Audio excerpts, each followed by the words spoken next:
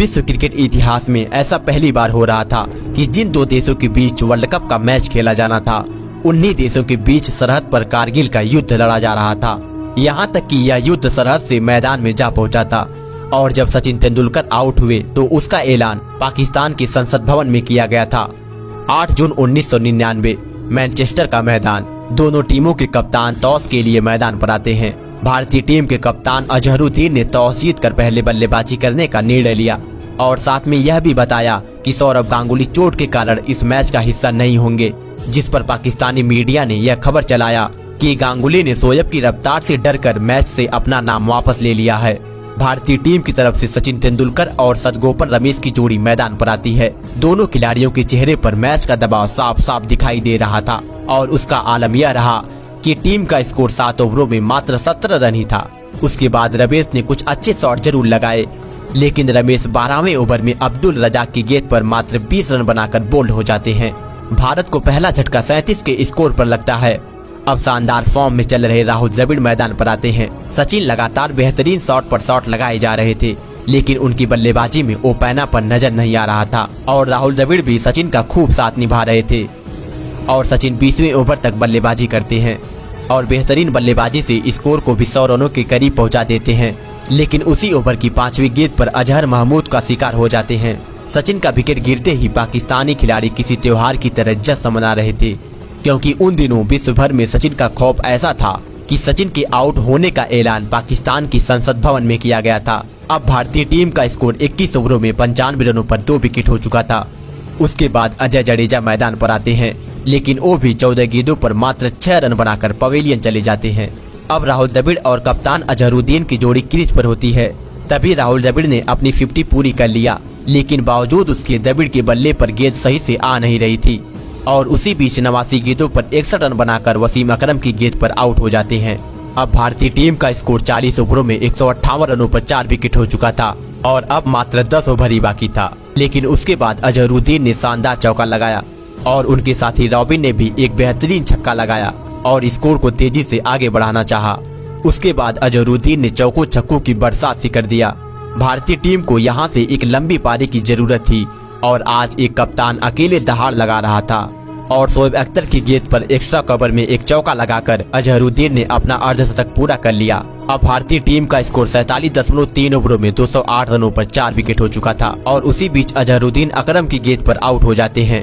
अजहरुद्दीन ने 77 गेंदों पर 59 रनों की कप्तानी पारी खेली और फिर उसके बाद भारतीय टीम जैसे तैसे 227 रनों तक पहुंच जाती है।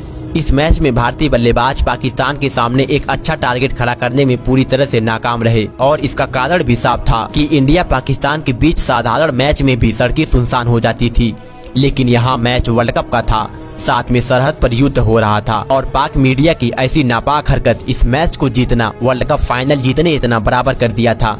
अब पाकिस्तान टीम को इस मैच को जीतने के लिए 228 रनों की जरूरत होती है, लेकिन पाकिस्तान के पास अफरीदी के रूप में एक ऐसा तूफान था जो पल भर में मैच को उड़ा ले जाता।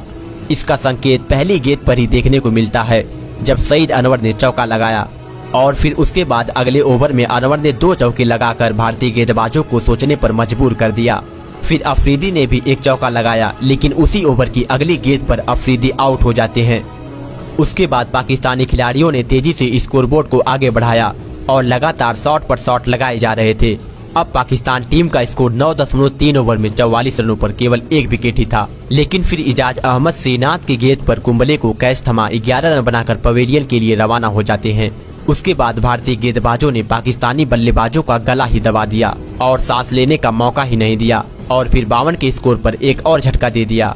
पाकिस्तानी बल्लेबाज कुछ रन बना पाते कि गेंदबाज विकेट ले लेते थे और देखते ही देखते पाकिस्तान टीम का स्कोर 34.2 ओवर में 78 रनों पर 5 विकेट हो चुका था।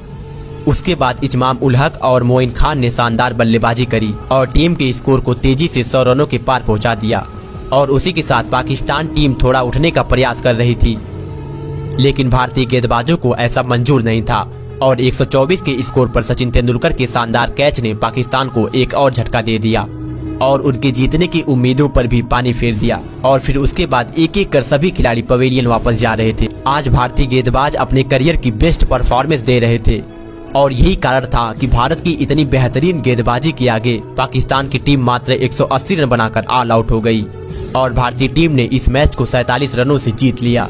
लेकिन इस पारी के 21वें ओवर में जो हुआ था वो शायद इतिहास में पहली बार ही हुआ था।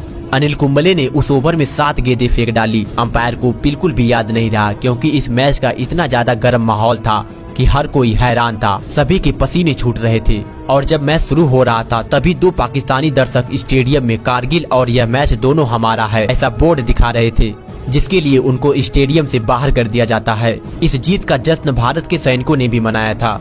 मई महीने से शुरू हुआ कारगिल का युद्ध जुलाई महीने तक चला और इसी बीच जून में इंडिया पाकिस्तान के बीच वर्ल्ड कप का मैच खेला गया। इसी कारण इस मैच को लेकर और भी ज्यादा हाइप बनी हुई थी और भारतीय टीम ने क्रिकेट के मैदान में जवाब तो दिया ही, साथ में भारतीय सेना ने भी पाकिस्तानियों को खदेड़कर कारगिल पर अपना झंडा लहराया था और पूरी दुनिया के सामने अपनी जीत का डंका भी बजाया और पाकिस्तान को उनकी औकात भी दिखाई कि आप या तो क्रिकेट का मैदान हो या जंग का मैदान, आप कहीं भी हमसे आगे नहीं हो सकते। और यदि आपको वीडियो पसंद आई हो तो वीडियो को लाइक जरूर कीजिए।